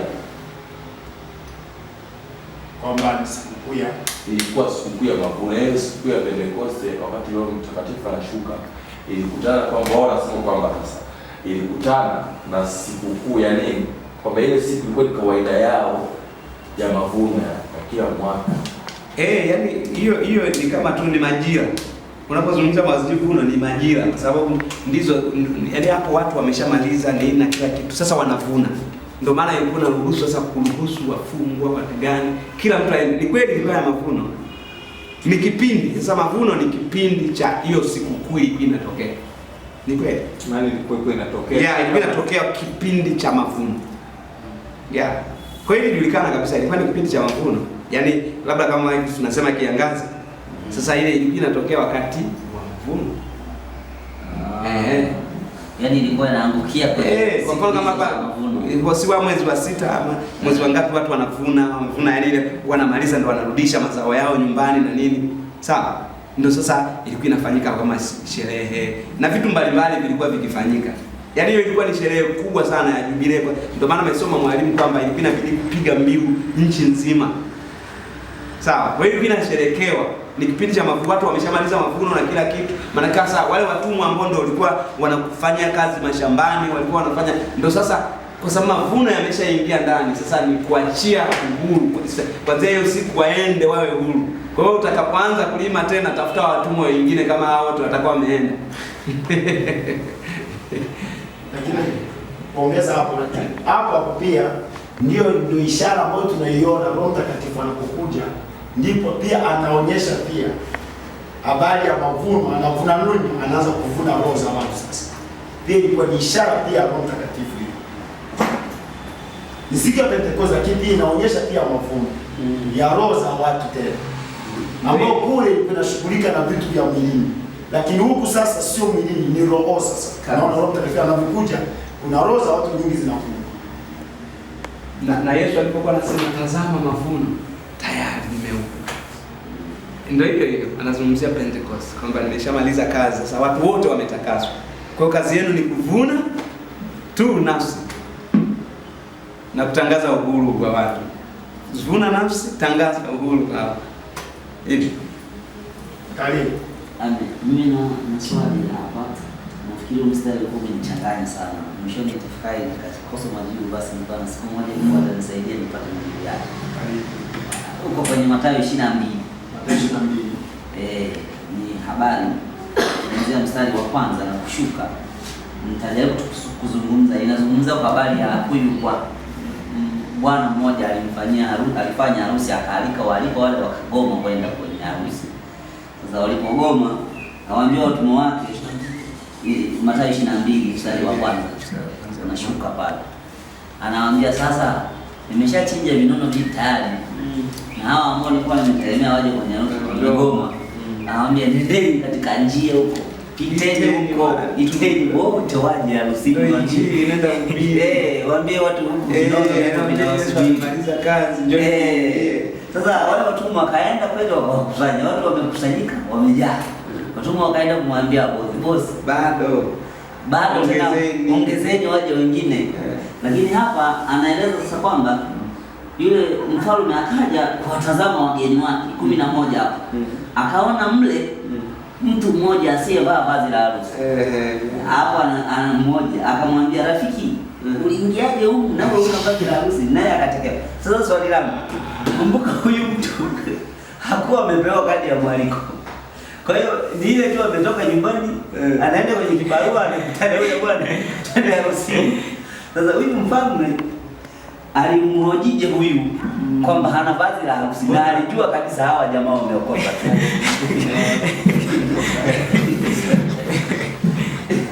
Yaani hicho kigezo kilitoka wapi? Na sasa tusikie karibu. Ngoja niishie hapo kwanza swali. Niliyozungumza ni kweli kabisa, lakini utambue kwamba hapa anapozungumza ni picha ambayo inamhusu Yesu. Hiyo ni picha ambayo inamhusu Yesu.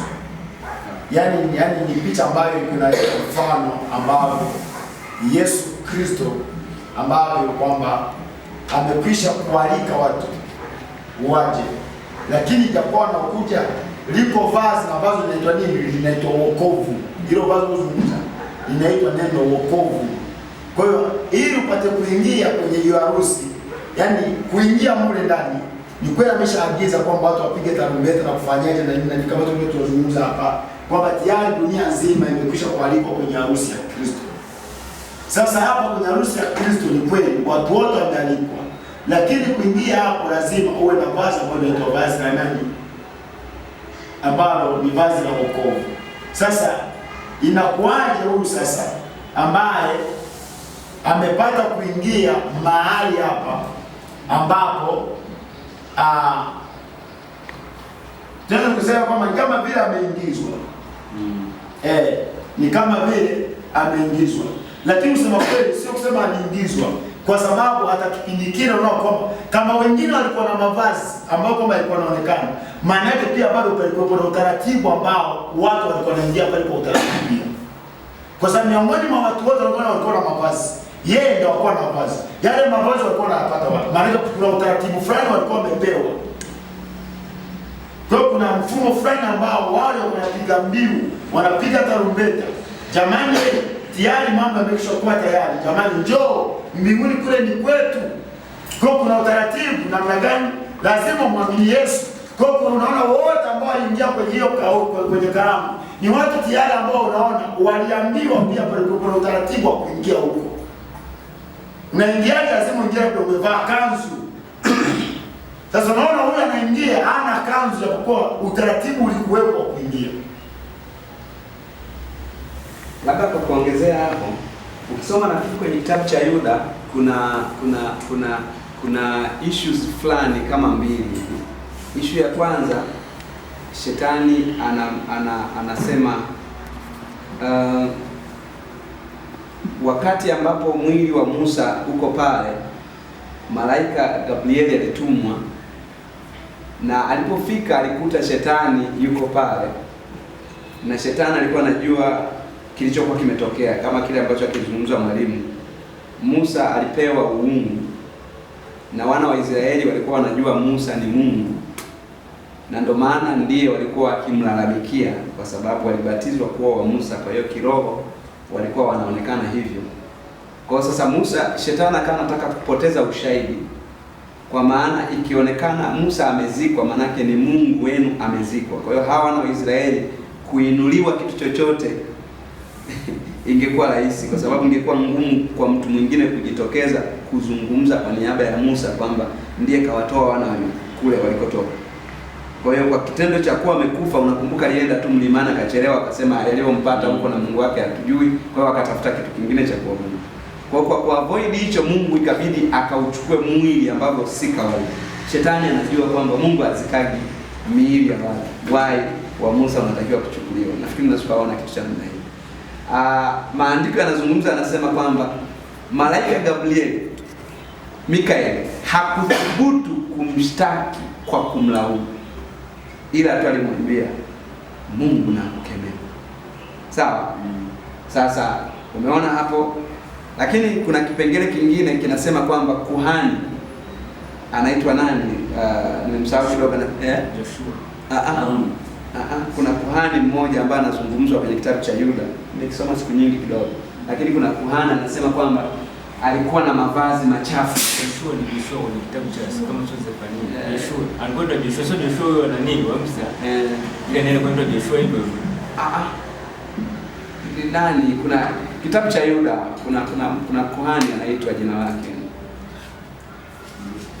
Anasema aliambiwa avue zile, akisema mvueni hizo nguo, manake kulikuwa kuna laumu. Manake hizo nguo ukiziangalia unagundua kwamba ni vazi, manake ni kuamini Yesu.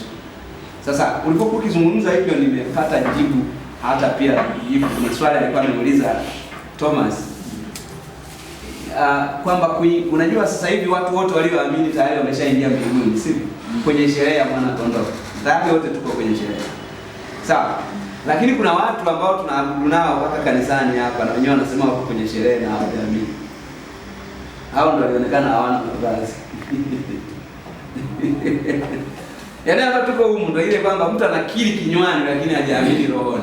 Lakini hapa mnaruka naye kila kitu, yani mnaabudu naye, analia na mwenyewe na kwenye maombi na nini, lakini ndani yake hajaiamini, ila tu anaongea mwili.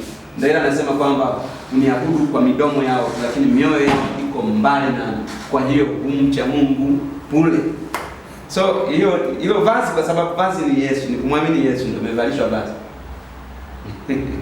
Kwa hiyo anaposema huyu alionekana hana vazi, maana yake ni mtu anayejaribu kukiri kwa kama Mkristo lakini kumbe sio.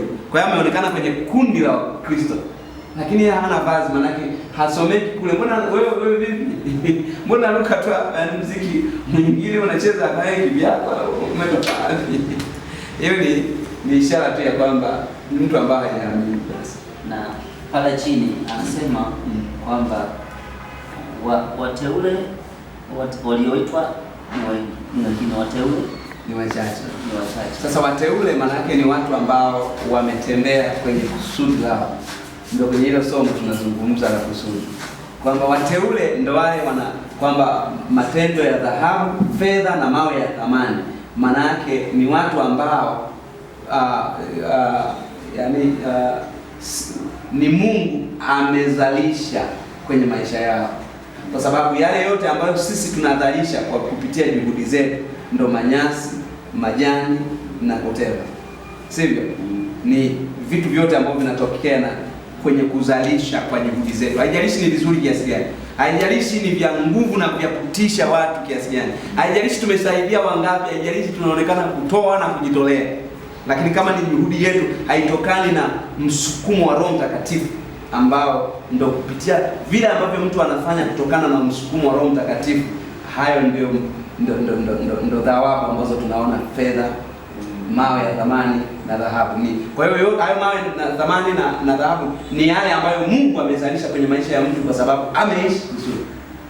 Hao ndio wateule. Yaani kwamba wanapewa mataji yao, ndio unajua tena wanapewa mataji, wanapewa zawadi. Anasema ndio ile Paulo anasema kwamba nisije nikapiga mbio bure alafu nikawa kukataliwa.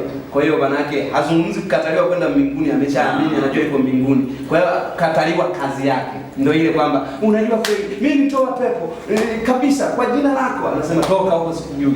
Sasa hiyo haizungumzi na wapagani, inazungumza na waamini. Kwa sababu ni kwenye hukumu ya kitu cha Kristo, sio kile kikubwa cheupe. Kuna kikubwa cheupe ambacho ndio hukumu ya wasioamini, lakini kwenye kiti cha Kristo ni kupokea thawabu. Kwa hiyo kuna watu ambao walikuwa wanajua wana matendo mengi mazuri, alafu napita pale. Ndio Thomas anasema moto. Sasa moto ni Roho Mtakatifu, maana ndo nakagua kazi zake. Moto, Roho Mtakatifu ni moto. Kwa hiyo sasa ndo msingi ambayo kila mtu anajenga juu yake. Kwa hiyo kwenye kutestiwa, anatestiwa na Roho Mtakatifu ambao ndio moto. So ile ni mfano wa majani kwamba ndio yanawaka, ni lugha ya picha tu kwamba majani yatawaka kwenye moto huo. Haiwezi akakaa, yaani kazi ya mamiti haiwezi kukaa juu ya moto, itaungua. Kwa sababu kazi ya Roho Mtakatifu ni kuunguza uchafu wote na kufanya kitu kiwe kama dhahabu, safi. Kwa hiyo sasa hivyo tu. Ya, nimeelewa sana. Mungu akubariki mwalimu. Sema mstari wengi sana wanatumia vibaya kuonyesha watu kwamba mbingu ni ya wachache. Na yaani pale watakaochukua watakotembea katika hizo kama mwalimu alivyosema, hizo thawabu, hizo zawadi, kwa sababu kuna thawabu ambazo, kuna zawadi ambazo zimeandaliwa. Sasa hizo ni watu wachache kweli. Lakini watu wengi wanaingia kule, lakini hivyo kutembea katika hiyo nafasi hiyo wataweza kuvishwa hayo mataji ni watu wachache, kwa sababu itaangukia, kwa sababu tunaonekana kwamba kulingana katika wito kama ilivyosema, wito ambao umetembea katika wito katika kusudi, yaani unaenda katika kusudi la Mungu. Kwa sio wote wanaishi duniani katika kusudi, katika kutembea katika kusudi la Mungu. Hiyo ndio nazungumza. Na hapo nimalizie mwalimu kidogo kwa huo mstari kwamba mfalme akawaambia watumishi, mfungeni mikono na miguu, mchukueni mkamtupe katika giza la nje, ndiko kutakuwa kilio na kusaga meno. Sasa wameitwa kwenye harusi na yeye amekuja na ameonekana hana vazi, hana wokovu manake. Hajaamini. Sasa aliingiaje? Yani ilitokeaje tu kaingia, wakati njia pekee ni kuamini na ndio ticket, yani kwamba hujaamini hauna gate pass. Sasa alipata wapi gate pass ya kufoji? Alafu kitu kingine hapa kwamba huyu ni Yesu anamfukuza. Sasa kwa nini anamfukuza huyu mtu, na wakati hapo tunaona kama vile ndio tunahubiri injili watu waje, si ndio? Sasa mtu mwingine anakuja hajaamini. Sasa si anatakiwa afundishwe sasa hapo au kwa sababu sasa hiyo tayari ni mwisho tayari, maana yake hamna tena mjadala. Hiyo harusi ilimaanisha kabisa ndio siku yenyewe hiyo ya thawabu na hukumu kwa upande wa wasioamini, au ni kukaribishwa watu katika ufalme wa Mungu, yani kabla ya hukumu hizo mbili, hukumu ya walioamini yani kwa upande wa thawabu na hukumu ya wasioamini kwa upande wa kupotea na kupelekwa jehanamu namna nini. Kuna kitu fulani pale mtumishi amekileta vizuri sana. Yaani hapo anapozungumza ni mfano ambao ni picha ambayo yani kuna namna fulani ulivyoweza kuingiza katika yaani kwa mfano, yaani mpaka sasa hivi unajua ndio hiyo watu wanasubiri mbingu. Unajua hiyo mstari unajaribu kuweka wazi kujua kwamba mbingu ni nini. Kwa sababu tumeambiwa hapa kutakuwa na mbingu mpya na nchi mpya. Maana yake ni hapa. Sasa hichi alichozungumza ni sasa hivi tunavyoendelea. Maana yake kuna watu wengi wanakuja. Sasa anaposema kumchukua na kumfunga na kumtoa nje, maana yake ni nini? Maana yake anazungumza katika roho. Huyu ni mtu anayestahili awe nje kabisa. Unajua kuna watu wana miaka mingi kanisani na hawajaokoka. Miaka, yaani mtu ana miaka 15 na 20 na ni mzee wa kanisa. Au juzi nikaa naongea na huyu ndugu nikasema hivi, kuna mabisho wengi hawajaokoka. Hawajaamini. Yaani kuna mabisho kabisa mtu amefikia cheo cha bishop na haja zao zinajua au hawajui. Sasa unajua kuamini si ndio sasa tunakuja. Ulisikia nini ulipoamini? Sasa umeamini kwa sababu uliambia kwamba usipokuja kwa Yesu unachomwa moto. Kwa hiyo mtu amekimbia moto. Yuko kanisani kabisa, tena ni kiongozi wa juu na hajawahi kupata nafasi, kwa sababu hii injili ambayo inahubiriwa lazima msikie. Injili ni habari njema inayohusu kile ambacho Yesu amewafanyia watu walipokwenda msalabani. Hujasikia. Kwa hiyo ndani yako halijaja neno la Kristo. Ndani yako wewe umeamini vitisho. Umeamini Musa alipasua bahari ya Shamu. Kuta za Yeriko zilianguka. Yaani una hizo hisia. Hujaisikia injili. Sasa uko pale na watu wakajua umeamini kwa sababu umejitoa na uko mbilinge na miaka mingi na unacheo. Sawa? Uko pale kanisani siku zote. Ndio Yesu anazungumza kwa picha ya kwamba sababu kanisa ndo bibi harusi wake. Sio? Bibi harusi wa Kristo ni kanisa. Sasa huyu mtu yuko kanisani ndio yale hata ambayo anazungumza paka Yohana anasema kwamba hapo kiti kilipo, hapo uketipo ndipo kilipo kiti cha enzi cha shetani, huku likana. Hiyo ni story nyingine. Ni mtu ambaye ameamini lakini yuko full kidunia. Hapa upande wa hicho anachozungumzia ni mtu ambaye yuko hai. Yaani anaonekana full kikanisa lakini hajaiamini. Na yuko pale anafanya mipango mbalimbali. Sasa kwa picha ya Yesu rohoni anasema huyu mtu anapaswa afungwe na atupwe nje. Kwa sababu yuko kwenye eneo ambalo hapaswi kuwepo. Sio kwamba kuna harusi ile hapo itakuwa imeandaliwa sijui wapi. Ni hapa. Kwa sababu sasa hivi tayari si tuko harusini. Kwa nini asifundishwe tu? Sasa ndio hivi anataka kufundishwa na haijapenya. Ndio maana Mungu Yesu anasema huyo, yani sasa amefikia katika hali ambayo yani hafai. Unakumbuka hata Paulo amezungumza kabisa, amesema wakina nani? Wakina Dema na kina Himenayo hao waachwe, wameenda dunia. Kwa sababu wanahubiri ili tu matumaini. So ni mifano mingi inayozungumzia hiyo. Japo hapo kwa Yesu ilikuwa bado imefungwa sana, lakini ukija kwa Paulo imefunguliwa sana na amewaambia watu wengi, waacha hao wanaipenda dunia. Nilipoenda kule wamekataa, wameenda. Timotheo peke yake ndiye amebaki ambaye ndiye anaweza kupokea hicho na kujitesa kwa ajili ya Kristo. Kwa hiyo kuna watu wengi ambao sasa hao ni sauti ya Yesu inayoendelea kuwaambia wako kanisani, lakini sauti ya Yesu inazungumza nao juu ya hivyo. Na wakati mwingine hao ni watu ambao utashangaa wametumika madhabahuni miaka yote ya maisha yao, halafu utawaona mbinguni. Kwa sababu ni wakufunga na kutupa nje, lakini sasa kwa sababu utaratibu wa kidini wako hapa, lakini siku inakuja utashangaa hao utawaona. Sasa kama hivyo si itakuwa ni wengi sana. Maana kuna mwingine tu alinusurika ajaye akaokoka. Sasa hao ndio tunasema hivi kwa sababu ya ukweli wa Yesu pia anazungumza, anasema kwamba si wengi. Wapo lakini si wengi. Unajua ni hiyo tunasema kwamba hakuna mtu anahukumiwa kwa dhambi zake, ila wanahukumiwa kwa sababu wamemkataa.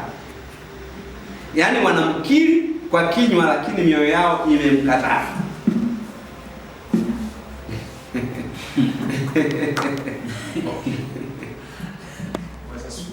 Amen. Naomba tusimame.